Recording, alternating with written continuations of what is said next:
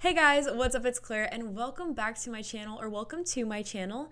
Today is day 11 of Bookmas, which means tomorrow is the last day of Bookmas. Aww. That is so crazy. That means I have uploaded 12 days in a row, which is like unfathomable to me, especially because y'all know how my channel goes. I am so excited for the new year. All the new content I have planned for the new year. Guys, I am so freaking excited. I just wanted to say really quick before we start, thank you to everyone who likes, comments, subscribes, everything. I just want you to know I appreciate quite literally every single thing that you guys do. But anyways, you guys aren't here for sappiness. So let's get right into the video. Today, we are going to be talking about my most anticipated releases for 2025. I am sitting at the computer today in the office, so the background is a little bit messy. I apologize. But that's okay, because we are here for one thing, and that is to talk about books. So I do have a list of 12 anticipated releases for the new year. These are going to go through January to June, and I know there's going to be a lot more books than these that are coming out. I'm sure I'll find interest in some of them, but these are the ones that immediately caught my eye. They're either continuations of series, they're authors I already enjoy, or some new books that I felt like I really would like to read in the new year. So we're going to go in chronological order, which means we're going to start with January, and the first book coming out in January is Onyx Storm by Rebecca Yarros. This one comes out on January 21st, and this is the third book in the Empyrean series that she is writing, or the Fourth Wing series if you're familiar. I just read Fourth Wing like 2-ish months ago, and I absolutely loved it. I felt like it was such a fun, captivating fantasy. If you don't know, Fourth Wing follows Violet Soaringale, who is a girl who goes to Basgiath War College, and she is a dragon rider, and the whole thing is just her life at this college, what happens. There is a little bit of romantasy in there, a little love triangle moment. It is really fun. I really did enjoy the first book, and I do plan to read Iron Flame this winter. I would like to continue the series, but I do know a lot of people DNF'd this series because they didn't like Iron Flame. So this one is slightly TBD on if I really am going to read it, but I am still excited to see the audience's reaction and hear what people have to say about this book. The second book we have is The Crash by Frida McFadden, and this one comes out on January 28th. Now, I am surprised that I put this one on the list because Frida McFadden is not one of my favorite authors. I don't necessarily keep up with her books, but I have read the Housemaid series and her newest book, The Boyfriend. And this book in particular actually caught my eye when I was looking through the Goodreads like master list of all of the books coming out in the new year. So I feel like this will be a fun winter thriller, maybe a palate cleanser, because I do have some pretty thick books on my winter TBR. So Goodreads gist is basically that this book is about Tegan, who is 8 months pregnant, and she feels like her life is falling apart. So she decides to go escape and stay with her brother for a little while she figures things out and lets things blow over. However, on her way to her brother's house, she actually runs unknowingly into a blizzard and she never reaches her destination. So the car's broken down, she actually has a broken ankle, and luckily for her, she is actually rescued by this couple that comes by, and they say, hey, you can come wait out the storm at our house. We have a nice warm cabin for you in an extra room, yada yada. She sees this basically as a godsend at first, but then over time, she starts to realize that not only is she waiting out this storm, but she is actually in danger. So I feel like this is going to be a pretty interesting read. Now, I fear this is definitely not an original plot idea. I mean, I think that we've seen at least 10 Netflix movies at this point that center around a very similar plot to this one. However, something about Frida McFadden is that you always feel like you know where her stories are going to go, and you think that you have it all figured out, and then at the end there's usually a crazy plot twist. So I'm keeping my fingers crossed for that. I really want to be on the edge of my seat for this one. We'll have to see. All right, our third book for January is actually a book by an author I have never read before, and that is Out of the Woods by Hannah Bonham Young. This one comes out on the 28th as well, so that's a double whammy. Hannah Bonham Young actually wrote the book Out on a Limb, which was a super popular romance read within like the past 2 years-ish, so I am excited to finally discover her writing, and this book in particular really drew me in. So it does follow two high school sweethearts, Sarah and Caleb, and if you guys don't know, me and my husband are actually high school sweethearts, which I hate that saying, by the way, but I felt like it would be cute to read a story about high school sweethearts, so I picked this one. But this one follows But this one follows Sarah and Caleb Linwood. They have been together for 17 years, and over time, Sarah begins to wonder who she is without Caleb, who she is on her own as an individual, which I feel like is something that a lot of young people struggle with. In order to try to find herself and discover who she is, she decides that she's going to plan an event, a fundraiser, if you will, on her own. And it basically becomes a gala in memoriam of her late mother. However, unfortunately, this event does fail and Caleb swoops in to save the day. And this causes a rift between them because Sarah was already questioning who she was. She wanted to do something on her own. And of course, the credit ends up going to Caleb. But basically, after he does this, it causes a rift between them that unearths a lot of problems that have been building up over the years. And in a desperate attempt to fix their marriage, fix their relationship, they decide to go on a hiking trip that is meant for couples who are going through rough patches. And so it just follows their time fixing their relationship. And honestly, I keep my fingers crossed that they end up together. It is a romance book, so that is typically expected, but we will see. Next, we are moving into February, and we only have one release that caught my eye in February, and that is Deep End by Ali Hazelwood. This one comes out on February 4th, so early February, and Ali Hazelwood is one of the authors that I have really wanted to read more of in the new year. So far, all of her romances seem to have been science-y romances, but this is going to be her first sports romance, so I am excited to see the direction that she takes things. The book in particular actually follows a swimmer and a diver, and they are both in college, and basically these two have nothing in common. They're not necessarily friends, they don't really get along, until one of Scarlett's biggest secrets comes out, and it kind of drives them together. So they start an arrangement of sorts, and there is pressure, there's the Olympics is coming up, etc. Scarlett says that she can't be in a relationship right now because she needs to focus on her career. However, tensions start to rise, and the rest is history. This is a sports romance, like I said, and I actually have never read a sports romance before, which I know sounds really crazy, but I've just never really been drawn to sports romances. However, this is one that I know for sure I want to give a try, so we will have to see how that goes in the new year, but that'll be something new for me. Next, we are going into March. So March has two releases that I'm going to be talking about, and the first one is Wild Side by Elsie Silver. This one comes out on March 4th, so just a month after the last one, and this one is the third book in the Rose Hill series. This is Elsie Silver's current series that she is writing and releasing, and guys, I am so excited for this one. So this particular series is small town, and it revolves around single dads and their lives. Something that I really like about Elsie Silver's writing is that all of her books are like interconnected standalones. So all of the men in the books will be brothers, or they'll be best friends, or a part of a group.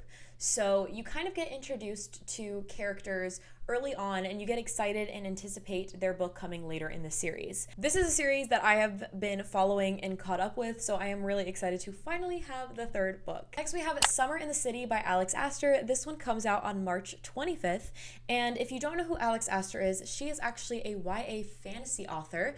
If you don't know who Alex Astor is, she is actually a YA fantasy writer, and she wrote the Lightlark series that just finished up like a month ago, I think. But it seems now she is going to be diving into the romance realm of things. So this is a contemporary romance, and it follows Elle, who is a 27-year-old screenwriter. Basically, she's responsible for writing a big budget movie, and she has had writer's block for months.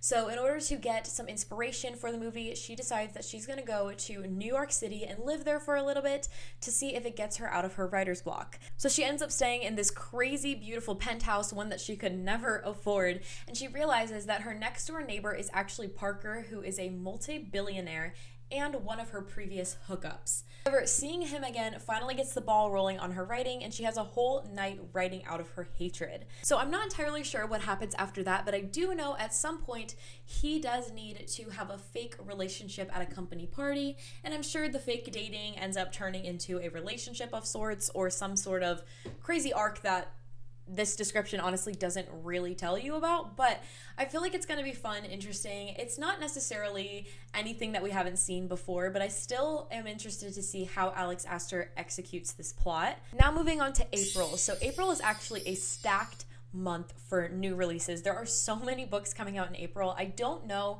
why. I don't know if April is always a crazy month for book releases, but the first one that is coming out that I am most excited for is Say You'll Remember Me by Abby Jimenez.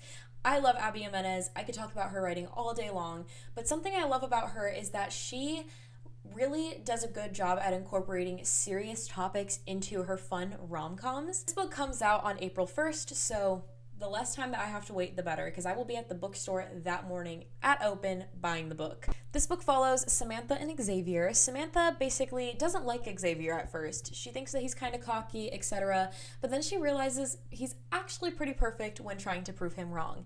They have a lovely date, but then Samantha realizes that she is actually not in the place to be in a relationship right now.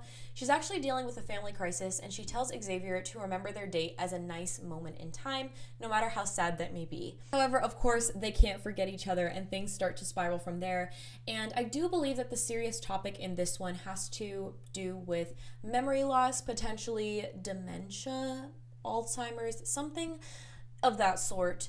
When I met Abby Jimenez earlier this year, she did a Q&A at her book signing, and she did talk about Say You'll Remember Me. She did mention that the title is Taylor Swift coded, so love that. But she also talked about this serious topic, and if I remember correctly, I do believe that it is Samantha's grandmother going through this.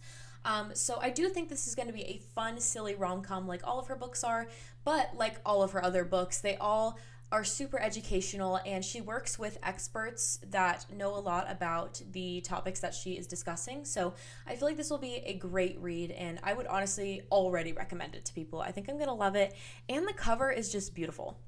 Also, she always has a dog in her book. So next we have Fearless by Lauren Roberts. This one comes out on April 8th, and this is the third book in the Powerless series. So if you don't know, Powerless, absolutely love that series, love that book with my whole chest. It is one of the best books that I have ever read. And I don't even know if it's like necessarily the writing was the best writing I've ever read, but I just loved the story and the characters so much, and the world, so good. So I am so excited to finally wrap up this series and figure out what happens, because the last one ended on a cliffhanger. Next we have Wild and Wrangled by Lila Sage. This one comes out on April 15th, and this is the fourth book in the Rebel Blue Ranch series, which are a series of spicy cowboy romances. If you don't like spice, I wouldn't necessarily recommend these, but they are very similar in my brain to Elsie Silver's writing. I would say maybe slightly heavier on the spice, but also Elsie Silver's books kind of go up and down with the spice, so it just depends. Not only are these covers adorable, and I love the way that they all look together on the shelf, but I am just really excited to finally hear the story of these people in this book. I love a small town cowboy romance. I eat it up quite literally every time. Then lastly, for April, we have Great Big Beautiful Life by Emily Henry. This one comes out on April 22nd, and just by looking at the cover of this book, I feel like this is going to be something completely different than anything Emily Henry has ever written. It is a contemporary romance book, just like all of her other books, but it also is listed underneath fiction. And when I was reading this general synopsis of it, I do feel like it leans more towards fiction than some of her other books. So if I'm reading this synopsis and understanding it properly, it basically seems that it's going to follow Alice and Hayden, who are both pretty well-known writers. Alice is waiting for her big break. Hayden is already pretty much established. He has a Pulitzer Prize, and they're both kind of competing with each other to write this big biography of a woman no one has seen in years. Her name is Margaret Ives, and she used to be, I'm assuming, pretty famous. Margaret basically invites them both to do a 1-month trial so that she can decide who gets to write her biography. However, over time, they realize that she is telling them 2 different stories. They're each getting different pieces of the story, and depending on who ends up writing this novel, it can go very differently. However, because of an NDA, they're not allowed to share information with each other, so I'm sure that creates some tension there. But yeah, it's really interesting because I see this being a rivals to lovers style book, but in this synopsis that Goodreads is giving me, I don't see any elements of romance. So we'll have to see how it goes. Now we are moving on to May, and we have only one book for May, and that is It's a Love Story by Annabelle Monaghan, or Monaghan, I'm not sure how to pronounce it, sorry. This one comes out on May 27th, and I think this is just going to be a fun summer romance. Honestly, after reading the plot like 6 times, I still can't even quite tell you what it's about. I don't feel like anything sticks out to me as being like the pivotal point in the plot. It does seem that it follows a actress, and she's basically looking for her next big project. Also seems like this woman, her name is Jane, just doesn't believe in love and she's so against it and it's not real and all this jazz, and I'm pretty sure she just ends up falling in love with the man. Maybe a love triangle in there somewhere. Yeah. That's all I really understand about that. Anyway, the cover looks super cute, and I love a good summer romance, and she's also an author that's on my list to read more from in 2025. All right, and then our last month we're going to be talking about for the video is June. This only has one book in it, and this is the farthest we're going to go for this video because I feel like a lot of books still have yet to be announced, especially for the later half of the year, so I'm sure we will get more as the year goes on. So the book that I chose is Sounds Like Love by Ashley Poston. This is Ashley Poston's 4th book, I believe, and I absolutely loved The 7-Year Slip by her. I thought it was such a beautiful story, and I loved it. And then she released a novel love story earlier this year, and the concept was great, but the book was good, just not amazing. So I'm gonna keep my hopes up for this book. It does seem a little lackluster plot-wise in my personal opinion. However, I haven't read it yet, so it might be amazing. So it seems that it centers around Joni Clark, who is one of the most coveted songwriters in LA, but she is hitting a writing block and she seems to not be able to come up with her next hit song. Basically, for inspiration, she returns to her hometown of Vienna Shores, North Carolina, and she hopes that the beach and everything can kind of bring her some inspiration. She's sitting around thinking of things, trying to write, and then suddenly it hits her. She gets a melody in her head. However, this melody also includes a man's voice, and though she thinks it's a figment of her imagination, surprise, she actually runs into the real-life guy of the voice that she heard in her head on the beach. Finally, they decided to finish this song together, and then things go from there. I do think that the whole concept is not only that she had the song stuck in her head, but he also did. Question mark, question mark, question mark. It doesn't say that, but that's where I feel like this is going. So they ultimately decide to finish the song together, and it says, because that song stuck in their heads, maybe it's there for a reason. So this is both a contemporary romance as well as a magical realism, just like all of her other books are. I feel like this one's going to be a little bit more of a traditional romance compared to some of her previous ones before, but we shall see.